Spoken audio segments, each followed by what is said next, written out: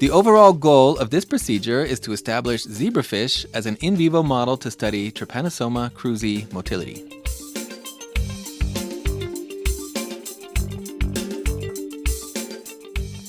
Trypanosoma cruzi is the parasite that causes Chagas disease.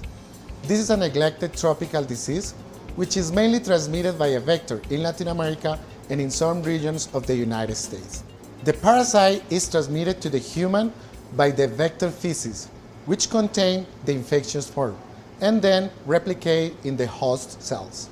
The flagellar movement allows the parasite to travel in the body, but is also essential for attachment and cellular invasion.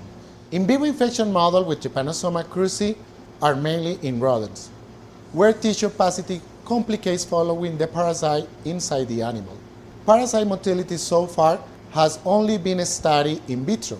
Therefore, an in vivo model will allow to understand key aspects of the parasite movement under flow conditions.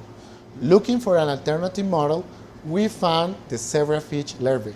The zebrafish larva is a powerful model to study host pathogen interactions in vivo. They're small, cheap, and very easy to raise compared to mice. Very important for our study is that their immune system is very similar to humans. Their adaptive immune system doesn't start to develop until 4 days post-fertilization, and it matures until 4 weeks after that. So that gives us a very large window to work without immune interference. However, the greatest advantage of the zebrafish for our study is its optical transparency. This makes it an ideal model for microscopic screening and imaging. This, in combination with all the techniques to manipulate the fish genetically and all the transgenic and mutant lines available, it really gives a lot of possibilities to study.